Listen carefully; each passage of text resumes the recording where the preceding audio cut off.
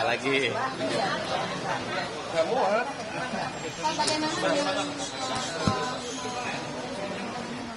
Ya, seluruh pelaporannya sudah diproses dan diterima dan nanti prosesnya dijelasin. Karena ini yang punya kuasa melaporkan. Saya hanya mendampingi yang melaporkan. Baik, selamat sore rekan-rekan sekalian. Nanti Bang Ruli akan tambahkan. Saya hanya memberikan informasi bahwa semenjak kedatangan kami untuk membuat LP, seluruh proses tadi kami ikuti dari kita melaporkan sampai selesai. Saat ini semuanya sudah diterima dengan bukti-bukti yang kami bawa, semuanya dinyatakan lengkap, gitu ya. Dinyatakan lengkap artinya bahwa apa yang kami laporkan menurut penyidik, ya, karena dikonsulkan ke penyidik, ya, bisa ditindaklanjuti dalam bentuk penyelidikan, ya. Apakah nanti akan naik ada pidananya, naik menjadi sidik atau tidak, itu kita serahkan kepada penyidik. Itu yang bisa kami informasikan. Jadi terkait laporan kepada Aib dan Dede, ya kan, atas dugaan memberikan keterangan palsu di bawah sumpah di Polres Cirebon pada tahun 2016 yang lalu, ya. Karena klien kami merasa dirugikan, ya kan, akibat dari pernyataannya yang mereka ini akhirnya mendekam di penjara seumur hidup, ya, 7 orang ini dari 6 orang. Gitu, demikian. Nah, ini Bang Ruli akan tambahkan ini tunjukkan.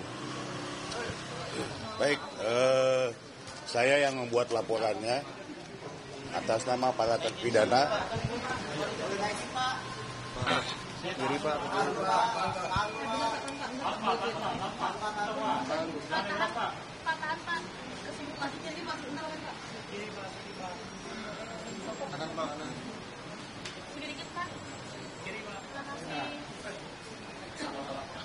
Udah ya?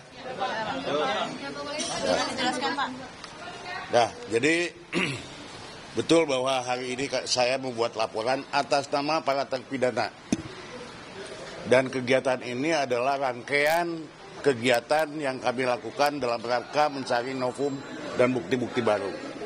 Kedepan masih ada lagi. Nah, jadi mudah-mudahan kalau ini diterima dan terbukti, maka jalan cerita pengadilan itu jadi lain lagi. Nah, itu makanya kita membuat laporan ini. Mudah-mudahan ke depan kita akan diperiksa lagi tentunya, dan mudah-mudahan semua diberi kelancaran. Saya kira itu saja. Pasal yang disangkakan 242 mengenai laporan palsu. Pak, berarti itu tadi kan disebutkan bahwa ini akan jadi novum, ya, Pak. Nah, berarti itu untuk kepentingan PK, ya, Pak, ya? Betul.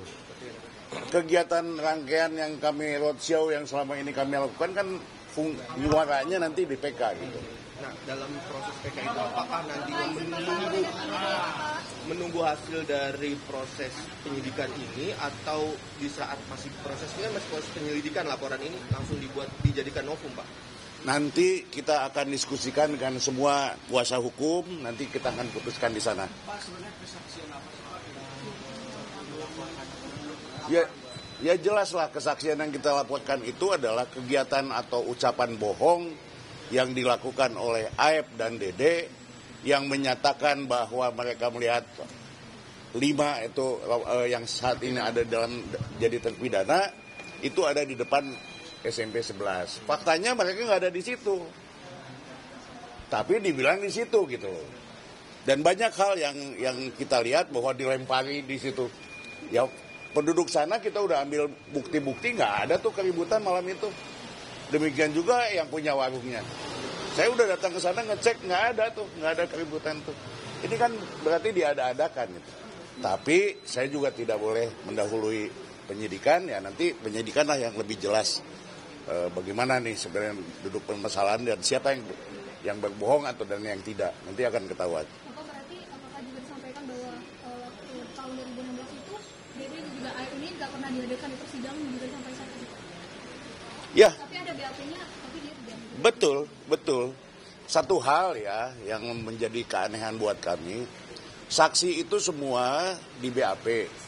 Tapi kecuali si AFDD ini waktu di BAP dia kemudian Tidak hadir di tidak dihadirkan di persidangan. bukan waktu dia di BAP dia di bawah sumpah. Akhirnya dari situ kan sudah kelihatan bahwa dia tidak akan dihadirkan. Yang lain nggak disumpah, yang lain disumpahnya di pengadilan. Kok dia disumpahnya di depan penyidik? Ini dugaan ya.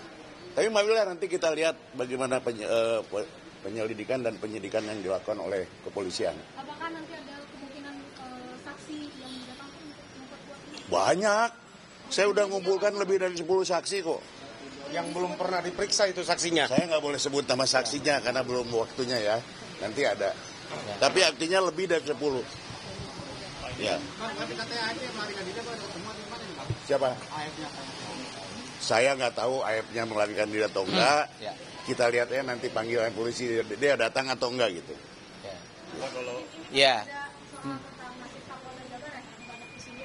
Mungkin harus dipecat atau kebobrokan timnya dalam pengungkapan kasus Vina, mungkin Bapak sebagai tokoh masyarakat melihatnya seperti apa sih Pak? Ya, saya hari ini berfokus pada penanganan laporan dugaan sumpah palsu, kesaksian palsu di depan penyidik, ya kan? Karena bukan dilakukan di depan pengadilan, yaitu yang kita duga adalah saudara AF dan saudara Dede. Nah, kemudian tadi bicara persoalan AF tidak ada. Ayahnya itu adalah warga Kabupaten Purwakarta, Kecamatan Pleret, desanya Palinggihan. Rumah ayahnya ada. Dan kemudian AF di mana posisi hari ini bukan kepentingan kita. Kepentingan kita hari ini adalah kita berkepentingan bahwa 7 orang terpidana yang masih mendekam di penjara harus punya jalan untuk keluar. Ya kan? Jalan untuk keluar karena mereka, kalau saya sih sudah menyampaikan, diyakini tidak melakukan perbuatan sebagaimana yang dituduhkan dan didakwakan. Sehingga mereka mendekam di dalam penjara dan tidak main-main seumur hidup. Artinya bahwa dia sampai mati di dalam penjara.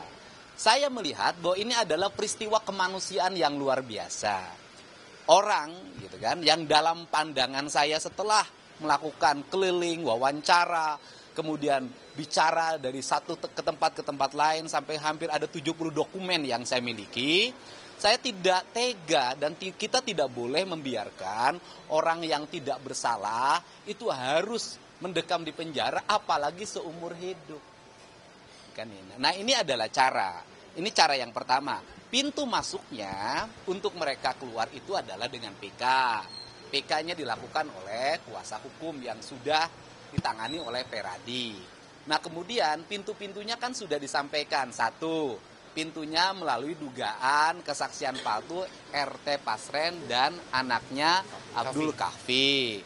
Yang kedua, kesaksian palsu di BAP terhadap terduga AF dan Dede. Memang ada yang berat menurut saya. Ada yang berat secara psikologi ini adalah menyangkut pernyataan-pernyataannya Saudara Sudirman. Beratnya bagaimana? Satu sisi Saudara Sudirman tuh pernyataan-pernyataannya sangat merugikan ya, baik buat Peggy kemarin maupun terhadap 7 terpidana yang lainnya. Tetapi di sisi lain Saudara Sudirman pun adalah orang yang dipidana. Nah, ini kan dilema kita. Untuk itu sebenarnya ada solusi yang terbaik terhadap Saudara Sudirman. Saya berharap, nanti kan Saudara Sudirman pasti akan jadi saksi juga di peristiwa ini. Nanti Saudara Sudirman diperiksa aspek kecakapannya. Apakah dia cakap untuk melakukan perbuatan hukum atau harus di bawah pengampuan. Nah, kalau harus di bawah pengampuan, maka keterangan-keterangan Sudirman yang terdahulu itu gugur dalam pandangan saya. Tidak bernilai. Nah, ini kan aspek sosial inilah yang saya jalankan sehingga kan sekarang kasusnya jalannya sudah mulai terbuka. Dan saya meyakini betul bahwa Mabes Polri di bawah kepemimpinan Pak Kapolri akan terus berjalan pada rel yang benar. Dan ke depan kita berharap kasus peradilan yang sesat tidak boleh terjadi lagi. tidak boleh ada korban-korban diakibatkan oleh peradilan yang mengadili orang tanpa fakta yang memadai, tanpa alat bukti yang memadai. Dan sudah diakui kan bahwa kasus ini tidak dilengkapi oleh Science Crime Investigation kan, tidak dimiliki. CCTV-nya sampai sekarang nggak dibuka. Nah dari sisi aspek teknis sebenarnya kan gampang. Misalnya mereka waktu itu di mana sih bermalamnya, jam sekian di mana, mereka kan punya HP. HP-nya kan sudah disita. Tinggal dibuka saja HP-nya, nanti kelihatan posisinya dan ini tidak bisa dibantah lagi karena aspek sains. Mudah-mudahan Pak Bespori nanti akan menangani menggunakan pendekatan aspek sains, bukan katanya. Ya. Bapak kan sudah menilai kalau terpidana ini tidak bersalah. Kemudian di sisi lain ada orang mati 2 orang. Lantas siapa yang bisa dituntut pertanggungjawaban atas kematian 2 orang ini? Apakah karena memang kecelakaan atau ada? Oke. Bertanya persoalan yang meninggal itu 2 orang sebenarnya bukan ranah saya, tetapi ranah kepolisian.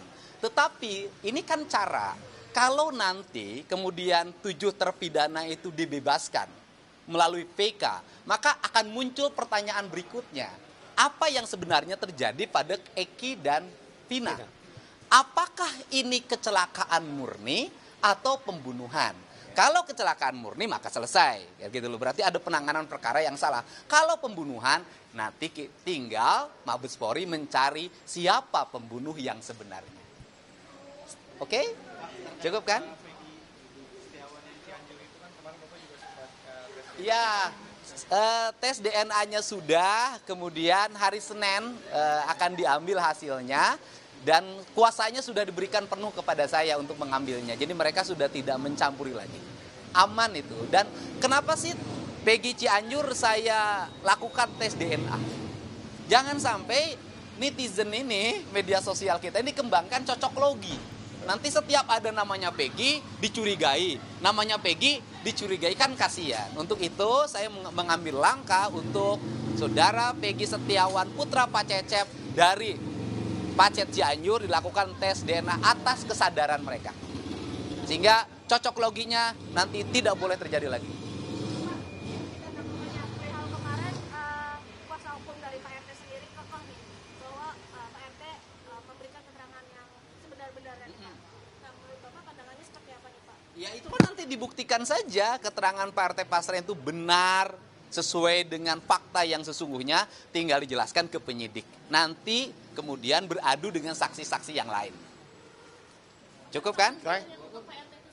Kenapa? Oh, nanyanya jangan ke saya kan bukan penyidik. Oh belum, saya belum update urusan itu. Update-nya adalah hari ini kita belum makan dari pagi. Ya, terima kasih. Sama dong.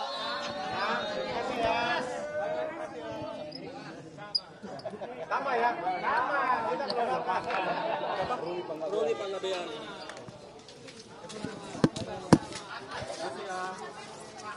Yang mana?